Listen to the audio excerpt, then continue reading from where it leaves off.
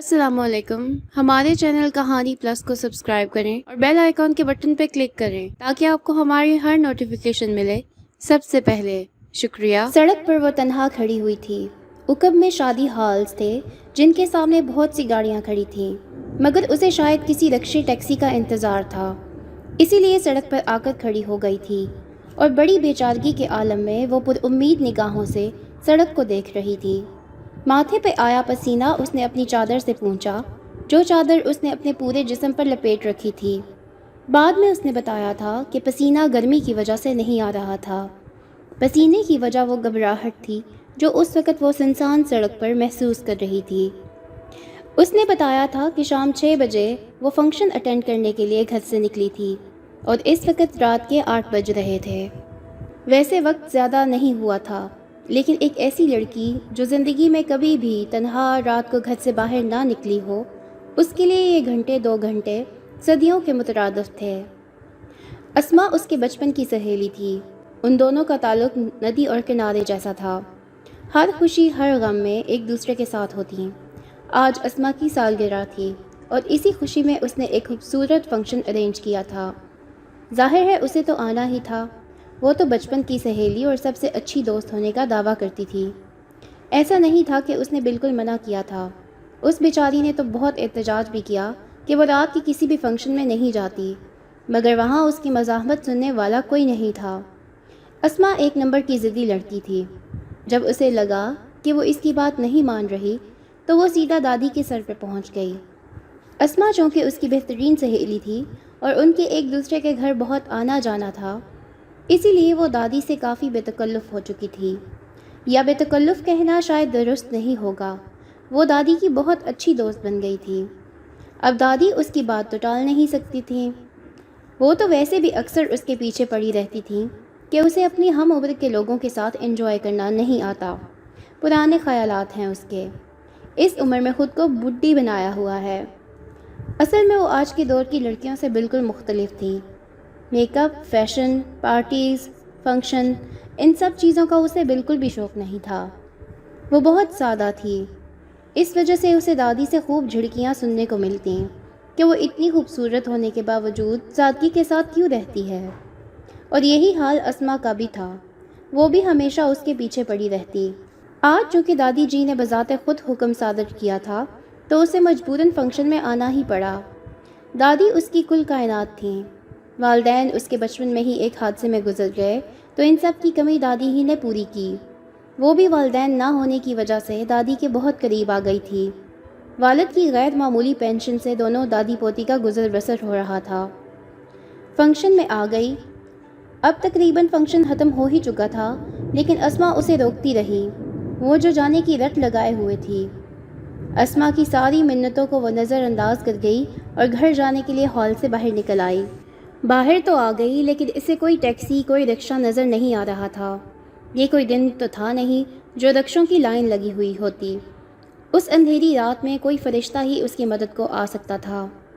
اس نے بے ساختہ بے بسی سے آسمان کی طرف دیکھا اور بے آواز خدا کو پکارنے لگی. شاید وہ قبولیت کی گھڑی تھی کہ تبھی اسے یاد آیا کہ ایک بار پھوپھی نے اس کے گھر سے واپسی کے لیے آن لائن ٹیکسی منگوائی تھی. ٹیکسی منگوانے کے لیے اسی کا فون استعمال کیا تھا. اس خیال کے آتے ہی اس نے موبائل نکالا اور پھوپھی نے جس طرح ٹیکسی کے لیے کال کی تھی اسی طرح کمپنی کے لوگو پر کلک کر کے ٹیکسی بک کروائی. اسے اتفاق کہیں کہ اس وقت میں وہیں قریب کے ایک شادی ہال سے بیگم کو لینے آیا ہوا تھا اور موبائل آن تھا.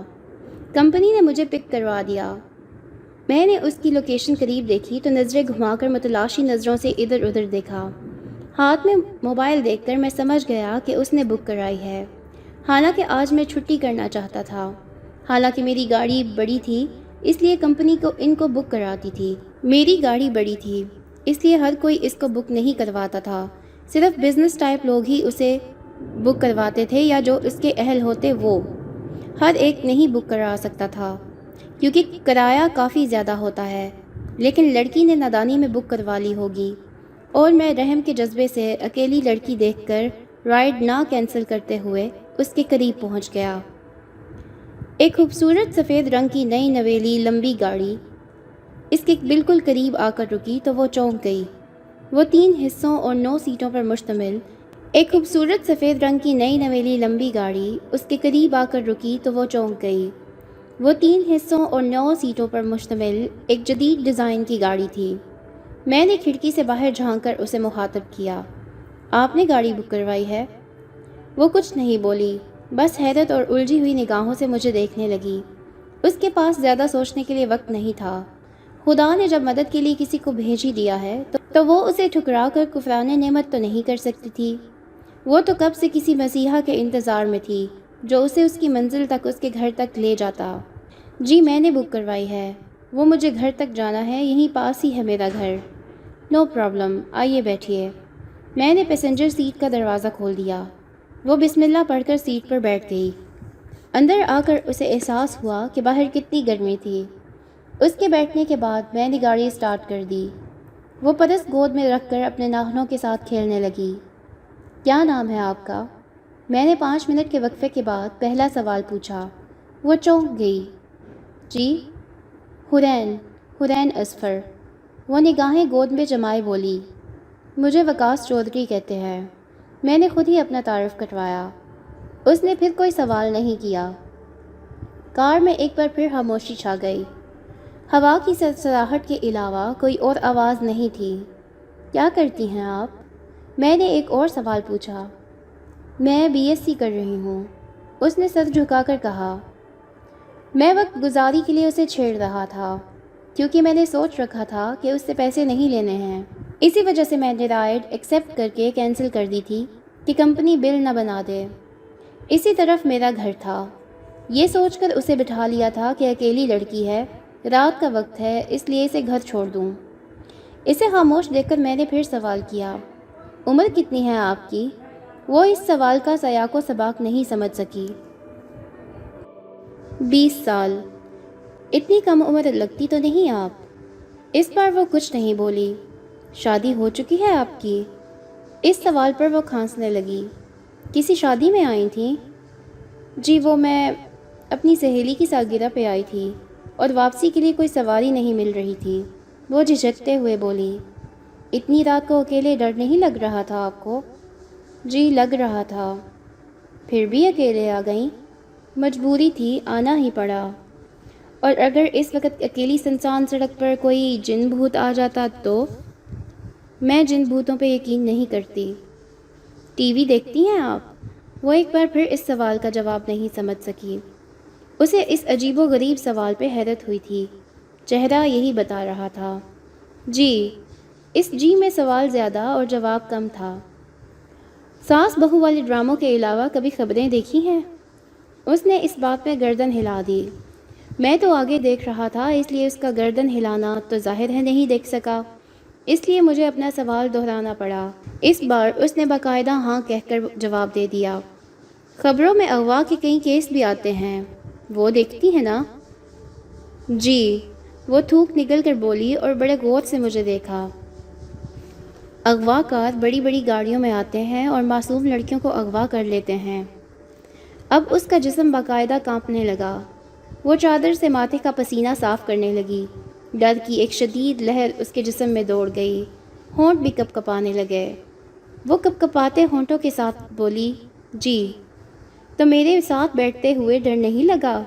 ہو سکتا ہے میں بھی کوئی اغوا کار ہوں، میں مسکراتے ہوئے بولا۔ وہ جواب میں کچھ نہیں بول پائی۔ آنسو تیار کھڑے تھے جو کسی بھی پل اس کی آنکھوں سے نیچے لڑک سکتے تھے۔ وہ خواص بختہ ہو کر مجھے دیکھنے لگی۔ میں کہہ رہا تھا، میں ایک اغوا کار ہوں اور مجھے افسوس کے ساتھ آپ کو بتانا پڑ رہا ہے محترمہ حرین اصفر کہ آپ اس وقت اغوا ہو چکی ہیں۔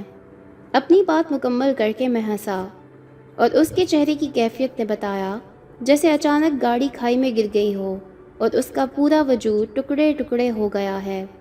وہ بڑی حیران اور افسوس بھری نگاہوں سے مجھے دیکھ رہی تھی۔ گاڑی روکیں۔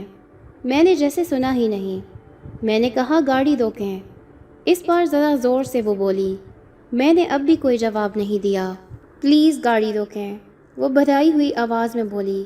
اس کا سارا اعتماد اڑ چکا تھا۔ یہ گاڑی تو اپنی منزل پر ہی جا کر رکے گی اب۔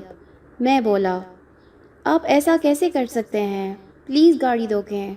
اب وہ چیخ چیخ کر رو رہی تھی۔ میں نے اسے ٹیشو نکال کر دے دیا۔ اس نے وہ ٹیشو پکڑ کر غصے سے پھینک دیا۔ میں آپ پہ بھروسہ کر کے گاڑی میں بیٹھی اور آپ یہ کیا کر رہے ہیں؟ دیکھیں، آپ میرے ساتھ ایسا نہیں کر سکتے۔ میں ایسا کر چکا ہوں، اب آپ بتائیں آپ کیا کر سکتی ہیں؟ میں چلا دوں گی۔ میں عجیب انداز میں ہنسا۔ تو چلائیں، جی بھر کے چلائیں۔ تمام شیشے بند ہیں اور یہاں اس سنسان سڑک پر آپ کی چیخ سننے والا کوئی ہے بھی نہیں۔ دیکھیں، پلیز مجھے جانے دیں، میری دادی میرا انتظار کر رہی ہوں گی۔ وہ بے بسی سے ہاتھ جوڑنے لگی، لیکن میں اس طرح کا رویہ اپنائے ہوئے تھا جیسے مجھے کسی بات کا اثر ہی نہیں ہو رہا ہے۔ وہ کسی چڑیا کی مانند کانپنے لگی۔ سوری، آپ ایسے نہیں جا سکتی، یہ ٹیشو لے لیں۔ اسے ایک اور ٹیشو نکال کر دینے لگا۔ اس نے وہ ٹیشو نہیں پکڑا اور سر سیٹ کی پشت کے ساتھ لگا کر بے آواز رونے لگی۔ اسے لگا تھا جیسے اس کی زندگی، اس کی آبرو خطرے میں ہے۔ خود کو خطرے میں کون دیکھ سکتا ہے، چاہے وہ انسان ہو یا حیوان؟ اسے رہ رہ کر خود پر غصہ آ رہا تھا کہ کیوں وہ کسی اجنبی کی کار میں بیٹھی، کیوں وہ اتنی جلدی لوگوں پر بھروسہ کر لیتی ہے، کیوں اسے انسانوں کو سمجھنا نہیں آتا، اور کیوں وہ اس قدر معصوم ہے۔ اس وقت وہ رونے دھونے کے علاوہ کچھ نہیں کر سکتی تھی۔ اس نے سمجھ لیا تھا کہ میرا مقابلہ اس کے بس کی بات نہیں ہے۔ وہ ایک لڑکی تھی اور میں ایک توانا مرد۔ وہ کسی بھی طرح مجھ سے نہیں جیت سکتی۔ میں اس کے آنسو اور رونے دھونے سے بے نیاز گاڑی چلانے میں مصروف تھا۔ شاید وہ سوچنے لگی تھی کہ اسے کار سے نیچے کود جانا چاہیے، لیکن میں کار اتنی تیز چلا رہا تھا کہ ایسے میں کودنا خود کو موت کی دعوت دینے کے برابر تھا۔ اس نے آنسو پونچھ کر ایک بار پھر میری منت کرنے کی کوشش کی۔ پلیز خدا کے لیے مجھ پر رحم کریں۔ کیا ملے گا آپ کو مجھے اغوا کر کے؟ میری دادی کا میرے علاوہ کوئی نہیں ہے، پلیز مجھے چھوڑ دیں۔ وہ روتے ہوئے التجا کرنے لگی، لیکن میں مسکرا دیا۔ اس کے آنسوؤں سے پتھر بھی پگھل سکتا تھا، لیکن میں نہیں پگھل رہا تھا۔ یہ تو نہیں ہو سکتا، بٹ ڈونٹ وری، آپ اکیلی نہیں ہیں، اس سفر میں آپ کی ایک اور ساتھی بھی ہے۔ وہ حیران ہو کر مجھے دیکھنے لگی۔ مجھے نہیں، پیچھے مڑ کر دیکھیں۔ اس نے ایک جھٹکے سے گردن موڑ کر پیچھے دیکھا تو جیسے شاکڈ ہو گئی۔ شاید اسے پہلی بار احساس ہوا گاڑی میں ایک تیسرا وجود بھی ہے۔ اس نے غور سے دیکھا تو اس کی آنکھیں خوف اور حیرت سے پھیل گئیں۔ گاڑی کی پچھلی سیٹ پر ایک نہایت خوبصورت لڑکی بے ہوش لیٹی ہوئی تھی۔ اس نے اپنی چیخ دبانے کے لیے بے ساختہ منہ پہ ہاتھ رکھا۔ یہ کون ہے؟ اس نے اٹکتے ہوئے پوچھا۔ یہ بیچاری بھی ہمارا شکار ہے، اسے بھی اغوا کیا گیا ہے، اب یہ بے ہوش ہے، میں اطمینان سے بولا۔ شاید وہ سوچ رہی تھی صرف وہی نہیں، اس جیسی ایک اور معصوم لڑکی، ایک اور معصوم بیٹی بھی اغوا ہو چکی ہے۔ وہ بڑی ترس بھری نگاہوں سے اس لڑکی کو دیکھتی رہ گئی۔ وہ اتنی شوق تھی کہ رونا بھی بھول گئی۔ اس نے آنکھیں بند کر کے سیٹ سے ٹیک لگا دی۔ ایک بار آنکھیں کھول کر اس نے مجھے دیکھا۔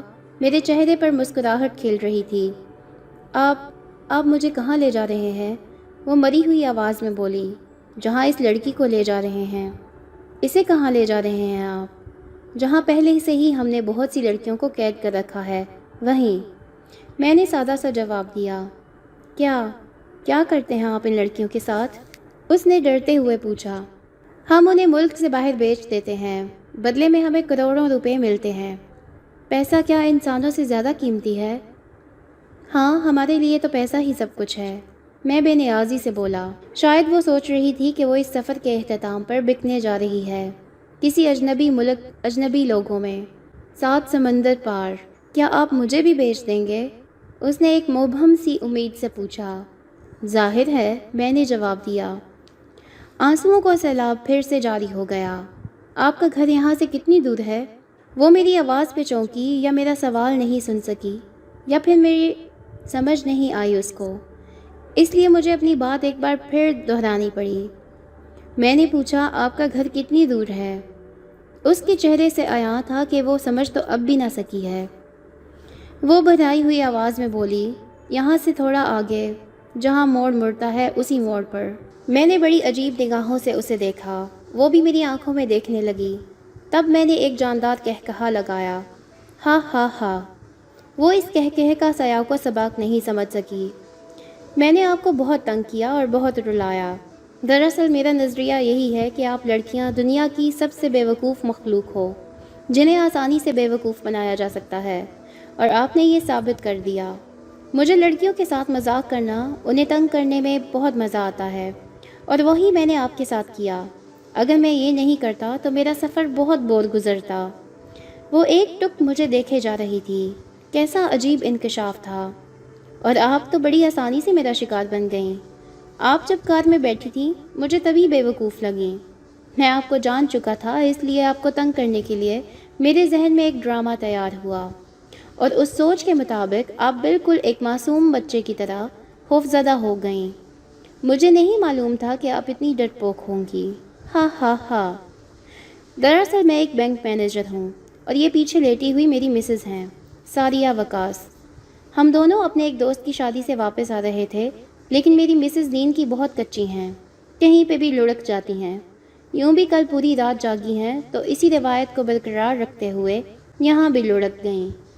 میں اکیلے گاڑی چلاتے ہوئے بور ہو جاتا ہوں، اس لیے مجبوراً مجھے آپ کی رائے نہ چاہتے ہوئے بھی ایکسیپٹ کرنا پڑی۔ باقی اس مذاق کے لیے سوری۔ وہ شاکڈ ہو کر مجھے دیکھنے لگی۔ چہرے کی سرخی بتا رہی تھی کہ اسے مجھ پر سخت غصہ آیا ہے، کہ اس کی جان نکل گئی تھی، اور میں صرف مذاق کے لیے اپنی بوریت دور کرنے کے لیے اس کو خوفزدہ کر چکا تھا۔ اس نے نفرت بھری نگاہوں سے مجھے دیکھا اور پیچھے لیٹی ہوئی میری بیگم کو، جو بڑے مزے سے خراٹے لے رہی تھی۔ اس نے اچانک خود کو کھائی میں گرنے سے بچتے ہوئے محسوس کیا۔ آپ نے تو واقعی میری جان نکال کر رکھ دی تھی وقاص صاحب۔ آپ کو یہ عجیب و غریب عادت کب سے پڑی؟ بظاہر وہ سادگی سے مگر دل ہی دل میں جل کر بولی۔ ہاں ہاں ہاں، بس کیا بتاؤں، یہ عادت تو بہت پرانی ہے۔ اب تو میں سینکڑوں لڑکیوں کو بیوقوف بنا چکا ہوں، اور آپ ان میں سے ایک ہیں۔ میں جیسے اپنا کوئی کارنامہ سنا رہا تھا جسے سن کر مد مقابل متاثر ہو، مگر وہ ذرا بھی متاثر نہیں ہوئی۔ اس نے ناگواری سے مجھے دیکھا، پھر گاڑی میں خاموش رہی۔ اس نے ایک گہرا سانس لیا، پھر اس نے تیزی سے چلاتے ہوئے اچانک گاڑی روکنے کو کہا۔ گاڑی چونکہ فل سپیڈ سے چل رہی تھی، اس لیے ایک بریک لگنے سے جھٹکا کھا کر رکی۔ جھٹکا اتنا زوردار تھا کہ پیچھے لیٹی ہوئی بیگم انگڑائی لے کر بیدار ہوئی اور جمائی لیتی ہوئی اٹھ بیٹھی۔ اچانک اس کی نظر اپنے سے آگے والی سیٹ پر بیٹھی اس لڑکی پر پڑی جو سفر کے شروع میں ساتھ بالکل نہیں تھی۔ وہ حیرت سے اس لڑکی کو دیکھنے لگی۔ ڈیئر وکاس، ہو از شی؟ اس نے مجھے دیکھا۔ جواب دینے کے لیے میں منہ کھولنے ہی والا تھا کہ اچانک سیکنڈ کے 1000ویں حصے میں ایک پرسرار سی مسکراہٹ اس لڑکی کے ہونٹوں پہ آ گئی، اور اس نے عجیب سی مسکراہٹ کے ساتھ پوچھا، یہ موٹی عورت کون ہے وکی جانو؟ میں اس کے اس رویے سے بالکل شاک تھا۔ حیرت سے میں اسے دیکھنے لگا، جبکہ میری بیوی جو کہ اب پوری طرح بیدار ہو چکی تھی، خود کو موٹی کہے جانے پر بہت غصے میں تھی۔ اے لڑکی، کون ہو تم؟ اور وکاس کو جانو کیوں کہہ رہی ہو؟ میں آپ کون ہیں؟ میں اس کی بیوی ہوں، اور اب تم بتاؤ تم کون ہو؟ بیگم نے غصے سے کہا۔ حرین نے اپنے منہ پر ہاتھ رکھا جیسے اس کے لیے یہ کوئی حیرت انگیز بات تھی۔ بیوی؟ وکی جانو، آپ نے دوسری شادی کب کی؟ میں جو ان دونوں کی باتوں سے پہلے ہی حیران تھا، مزید حیران ہو گیا۔ دوسری شادی؟ بیگم نے چلاتے ہوئے غصے سے میری طرف دیکھا، اور میں حیرت سے کچھ بول نہیں سکا۔ وکاس، تم نے مجھے دھوکہ دیا، دھوکے باز، تم نے دوسری شادی کر لی۔ حرین جان بوجھ کر رونے لگی۔ وہ پہلی بار جھوٹے آنسو بہا رہی تھی۔ میں بوکھلا گیا اور سنبھل بھی گیا۔ ڈارلنگ، یہ لڑکی جھوٹ بول رہی ہے، ایسا کچھ نہیں، یہ تو میں جھوٹ بول رہی ہوں۔ وہ وعدے، وہ قسمیں، بھول گئے وہ سب، اور اپنی 4 ماہ کی گڑیا کو بھی بھول گئے جو اس وقت امی کے گھر پہ ہے؟ بیگم نے شوق کسی کیفیت سے میری طرف دیکھا جو بری طرح بوکھلا چکا تھا۔ ساریہ، تم اس کے بات کا یقین مت کرنا، یہ بکواس کر رہی ہے۔ میں اپنی بیوی کو یقین دلانے لگا۔ وہ کچھ نہیں بول رہی تھی، بس حیرت اور غصے سے وکاس کو دیکھ رہی تھی۔ اوکے، گیٹ لاسٹ، اب دوبارہ مجھ سے کبھی بات مت کرنا، اوکے؟ حرین ایک جھٹکے سے کار کا دروازہ کھول کر باہر نکل آئی اور آخری بار ونڈ اسکرین سے بیوی سے الجھتے ہوئے مجھے دیکھا۔ میں بھی حیرت سے اسے دیکھ رہا تھا۔ حرین نے مسکراتے ہوئے آنکھ ماری اور گھر کی طرف روانہ ہو گئی۔ اب کار میں ہم دونوں میاں بیوی کے لڑنے کی آوازیں گونج رہی تھیں۔ میں حیرت سے اس لڑکی کو دیکھ رہا تھا جو گھر کے دروازے سے اندر داخل ہو رہی تھی۔ یہ میری زندگی کا سب سے بھیانک اور عجیب سفر تھا، اور یہ لڑکی سب سے انوکھی مسافر تھی۔ میں ہمیشہ سے خود کو بہت شاطر اور لڑکیوں کو بیوقوف سمجھتا آیا تھا، مگر ظاہر اور باطن میں فرق ایک پل میں سمجھ گیا۔ مجھے یقین تھا کہ میں انسانوں کے چہروں کو پڑھنے میں کبھی غلطی نہیں کر سکتا، لیکن میں غلطی کر چکا تھا۔ اس اندھیری رات میں، اس سنسان سڑک پر، میں نے اعتراف کیا کہ زندگی میں کچھ لوگ نقابوں میں آتے ہیں جو سمجھ سے باہر ہوتے ہیں۔ میں بھی اس لڑکی کو نہیں سمجھ سکا۔ چہرہ شناسی اور لڑکیوں کو پل بھر میں سمجھنے کا ہر دعویٰ بہت پیچھے رہ گیا۔ میں اپنی پوری زندگی میں اس واحد لڑکی کو سمجھنے میں غلطی کر گیا، اور اس نے خوب بدلہ لیا تھا۔